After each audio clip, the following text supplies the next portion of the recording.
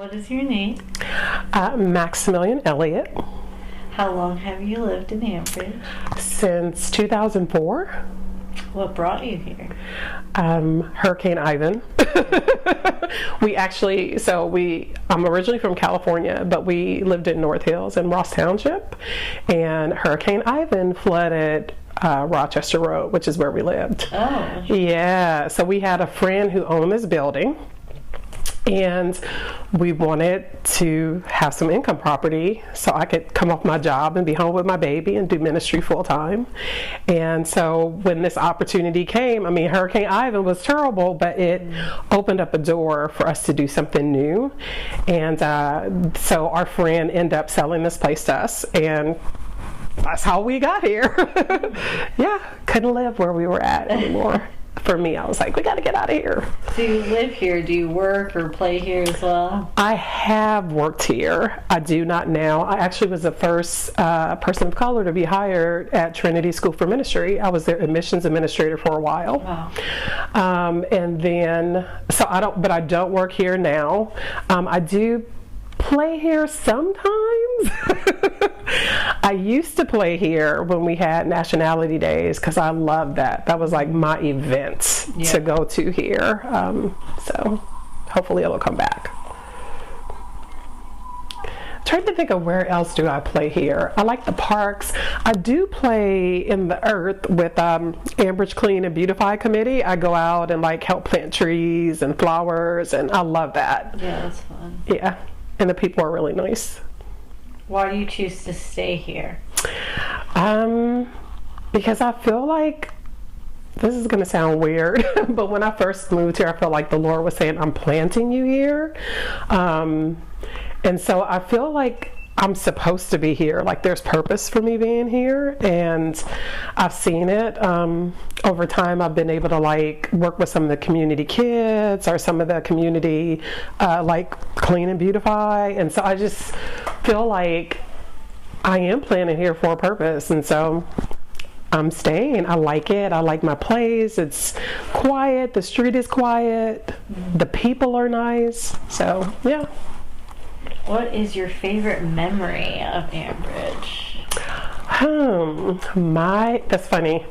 So I have two. One, I actually popped up on my memories this morning, and it was a police officer. There used to be a tree out here in the yard next door, and the police officer come in to help rescue this little boy who had climbed up there but was scared to get down. And the kids coming around and telling him that it's okay, you're gonna be okay. That was sweet. My other one is when the kids in the community helped me clean that yard next door. There used to be a lot of stuff there, and they just came and kind of helped clean it up and plant flowers, and so yeah. Nice. Yeah, that's good. Where would you like to see Ambridge be within the next 5 years? So that is a good question, and I want to be realistic. Mm-hmm. So realistically, I would like to see more of the blighted properties that are here to be removed. Mm-hmm. I think that's a start.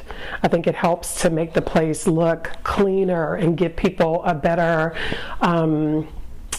image, or if you paint a picture, it gives us a better canvas to look at, to say, okay, well, this is what the canvas is. Now what can we paint new in these places? And so I want to see more of that removed. I would like to see more Ambridge Clean and Beautify. I'd like to see more people get involved with things like that, and maybe in their specific areas, this is first through fourth, maybe us have something like that, and each area kind of have some type of team or community group, or in each area. I think that would help each of us to have more momentum to keep things nice. And so yeah, I would like to see that.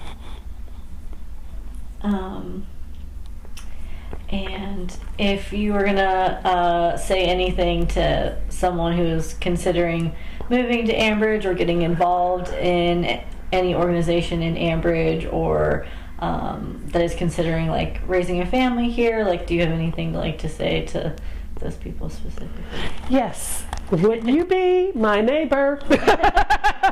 Come and be a neighbor. I mean, a neighborhood is made up of neighbors. Yeah. And that's the thing. It's like the more good neighbors you have, the better your neighborhood is. So it really is about those people who want to come here and bring their families and create a neighborhood. And so we need more of y'all. Come on. Let's go. We have places for you, and they're affordable. Yes. So I can tell that like connection and connections with people and like creating community are important to you. Can you explain to me a little bit more about why that's important to you in Ambridge? Absolutely.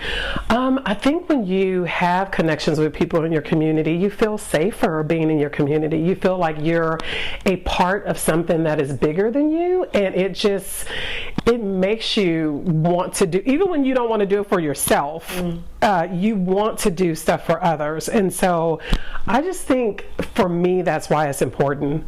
It's important for people not to live in isolation. You know, I'm a Christian, so the one thing that I know God said, he said everything was good except for man to be alone. And so I just think it's important for us to be in community with people. Like, that's huge. Yeah. So, yeah. That was really good. And you talked about nationality days and how that was like really important to you. Yeah. Can you explain more about why that is?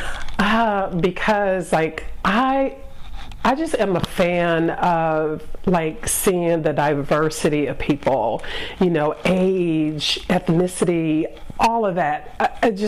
And so like Nationality Days was the one day that was like on display in Ambridge. There were like even indigenous people out there, which surprised me. I didn't know there was like an indigenous community that had been here, but there's like those people, and Italian, Greek, Asian. I mean, there was black, white, there was everybody. And I was like, I love that, because that to me is like the type of community I want to live in.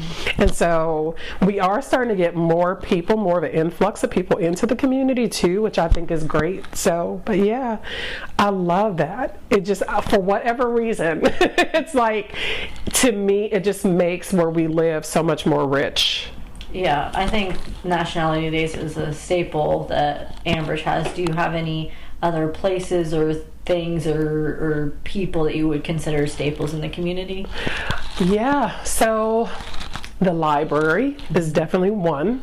I think they provide different activities for the children and a place to be, even a place for community people to like gather to do events. So that definitely is a staple.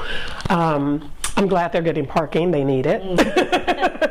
Definitely Old Economy Village is a staple. It's been around. It holds a history of a specific part of this community that people can go and look and see, like, this is here. The library also has like a place where the pictures are of like what Ambridge used to look like, which I think is important to like be able to go and see that. I want to get the picture of what this place looked like next door.